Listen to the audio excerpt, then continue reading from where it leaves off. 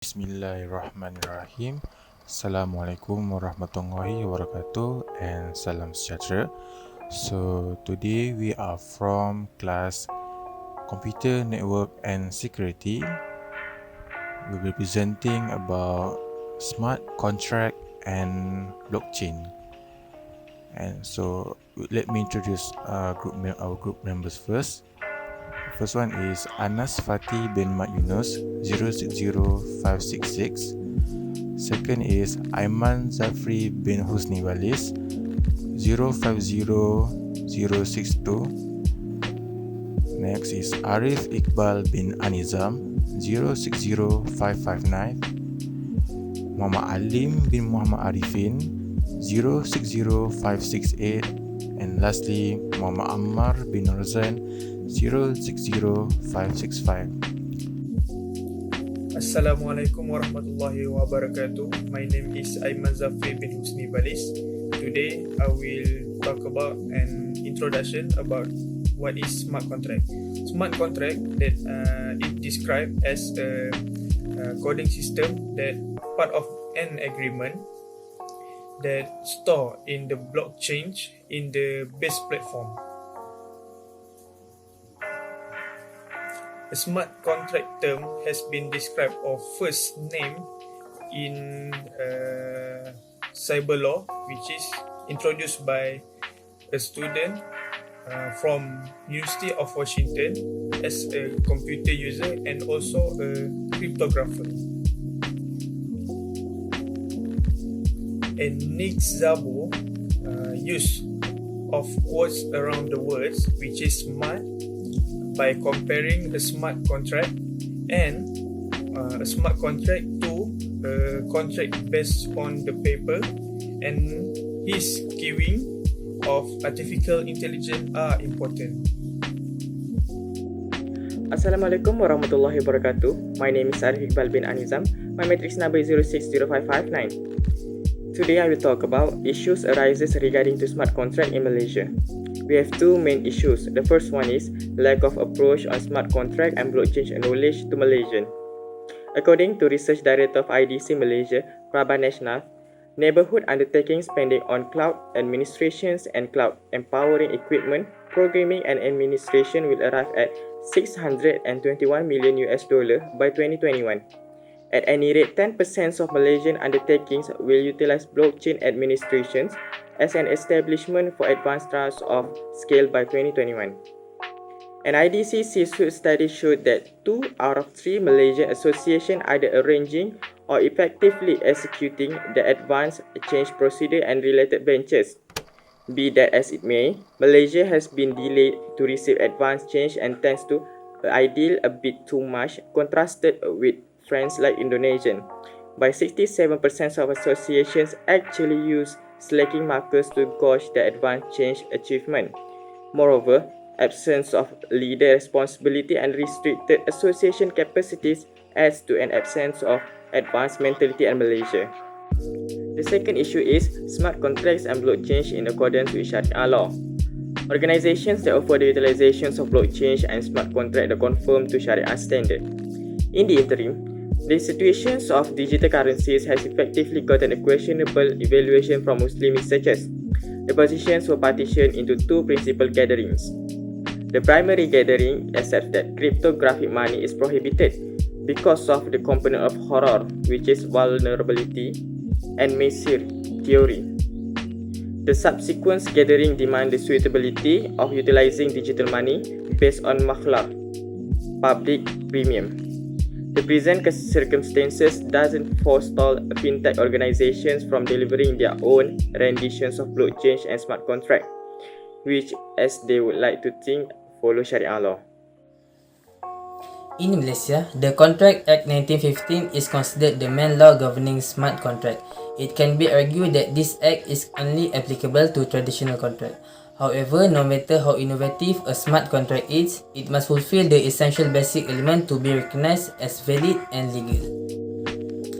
The most important and relevant provision of the Contract Act 1950. First, Section 10, Subsection 1. All agreements are contract if they are made by the free consent of parties competent to contract, for lawful consideration and with lawful object and are not hereby expressly declared void. Second, Section 2, Subsection A. When one person signifies to another his willingness to do or to abstain from doing anything, with a view to obtaining the assent of the other to the act of abstinence, he is said to make a proposal. Third, Section 5, Subsection 1. A proposal may be revoked at any time before the communication of its acceptance is complete, as against the proposal but not afterward. Fourth, Section 2, Subsection B. When the person to whom the proposal is made signifies his assent thereto, the proposal is said to be accepted. A proposal, when accepted, becomes a promise.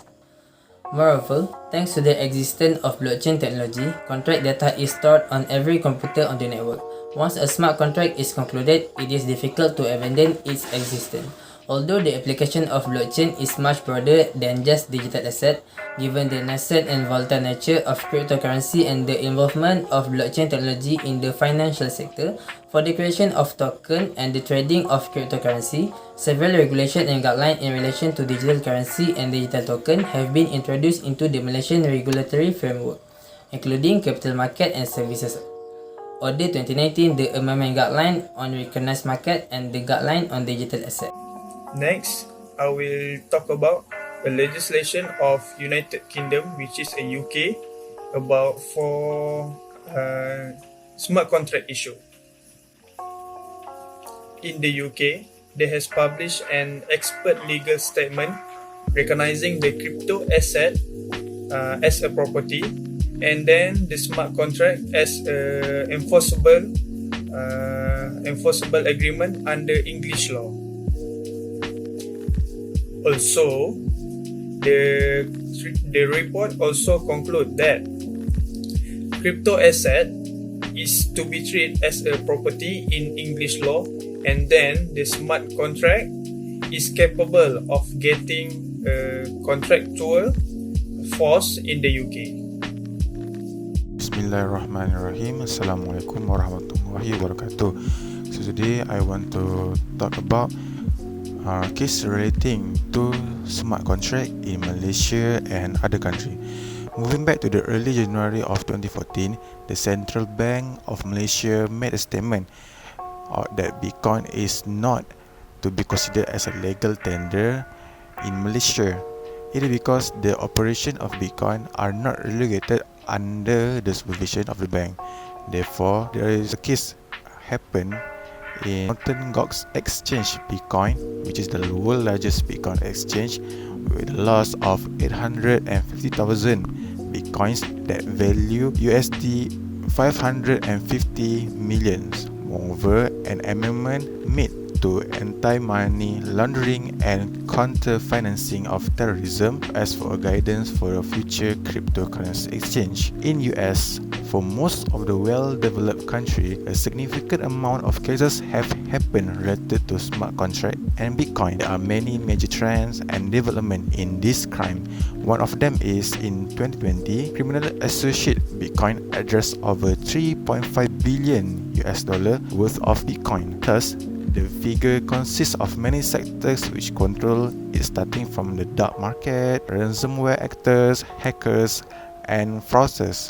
Most of this Bitcoin will eventually make its own way to be converted as a fiat currency, which is the US dollar, and transferred to a bank. Unfortunately, those exchanges which associate with the criminal address will still be recorded on the blockchain. Therefore, the blockchain will always record all the transaction history between the crime addresses and from the one they stole. If we go through to the southeast country, for example Hong Kong made a history which is the second biggest security breach ever associated with Bitcoin. Nearly 120 units of digital currency Bitcoin worth of 72 million US dollar was stolen from one of its exchange platform called Bitfinex.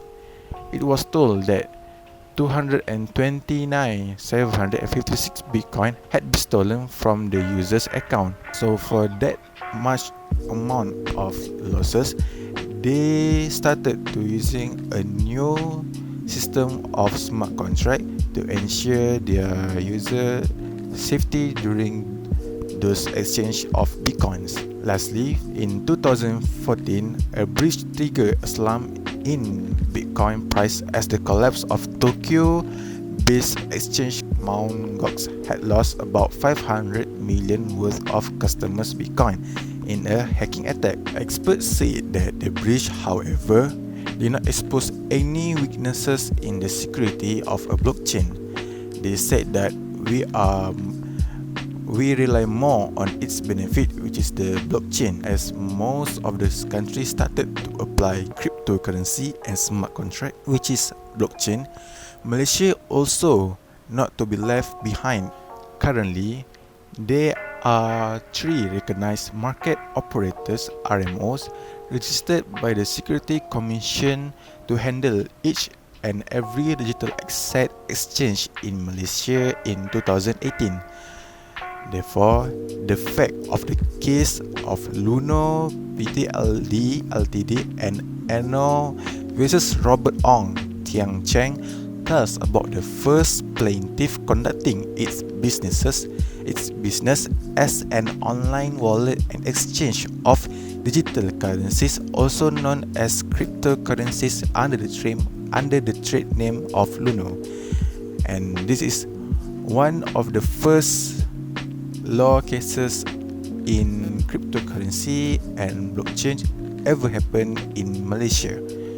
As matter of the fact, the defendant argued that among others, Bitcoin are not a thing that is capable of being returned to its original thing because its current value change day to day, so it doesn't have any fixed value. So to summarize up everything together, the plaintiff had mistakenly transferred Bitcoin to this defendant. So to summarize up everything together, the plaintiff had mistakenly transferred Bitcoin to the defendant and the former wants the latter to return it. The defendant, on the other hand, claimed that he is unable to do so as he no longer has it, and therefore this is a case that deals with cryptocurrency, which has a very volatile value. The court has ruled out that the defendant had a duty to return the bitcoins, and there is no evidence that he no longer had those bitcoins. This is possible because a smart contract exists between the plaintiff and the defendant. It let the court knows that there is no evidence that he no longer has those bitcoin. Hi, Assalamualaikum warahmatullahi wabarakatuh. My name is Mohd bin Arifin. My matric number is 060568. Today I will talk about a comparison between legislation on smart contract in Malaysia and United Kingdom. In Malaysia, smart contracts are self-executing transactions written in computer code and performed in an automatic way. They have been made possible by a particular series of technology development that have happened over the past decades. This kind of smart contract can be recognized legally when it fulfills the required conditions stipulated by the law. In Malaysia, the main reference of smart contract is the Contract Act 1950. One may argue that Contract Act 1950 is only suitable for traditional contract. However, regardless of how innovative the smart contract is, its need to fulfill the required main element in obtaining its validity and legality. Smart contracts are more or less similar to traditional contract. Therefore, the requirements are stipulated under the Contract Act 1950 that are applicable in Malaysia must be followed accordingly. When viability is mentioned here, it indicates to the particular of Malaysian legal framework in facing the new innovation of smart contract that directly or indirectly interlink with blockchain technology. As a highly regulated country, it is interesting to see that Malaysia already has a rather comprehensive legal framework in catching up with blockchain and smart contract. These laws are important to protect all the relevant stakeholders, especially the customer. It seems that only minor amendment or guideline can be done to the legislation instead of having an in-depth introduction of a new legislation. Meanwhile, in UK, UK law may require certain update when it comes to digital currency, blockchain and smart contract. John Thomas is one of the top and long services judges of England. He recommended for an establishment of independent body to monitor and recommend reform action on the legal development in UK to the government.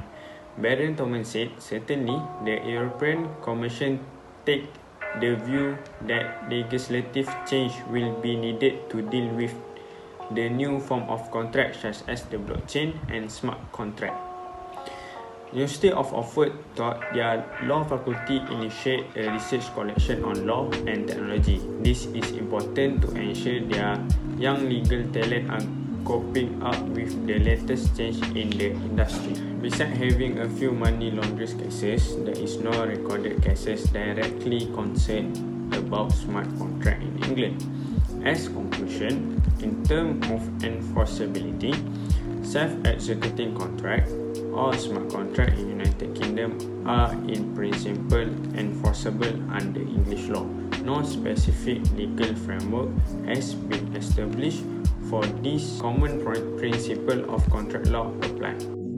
In the conclusion, the possible productivity of utilizing smart contract emerges from the way of these cycles utilize programming to play out specific assignment identified with agreement through computerized measures. Notwithstanding, as of now, lawful agreements are by and large not computerized and require human contribution to define, finish up, execute and uphold their commitments. Such processes are time and resource consuming. Therefore, automating some or all of these processes can be beneficial. Thank you.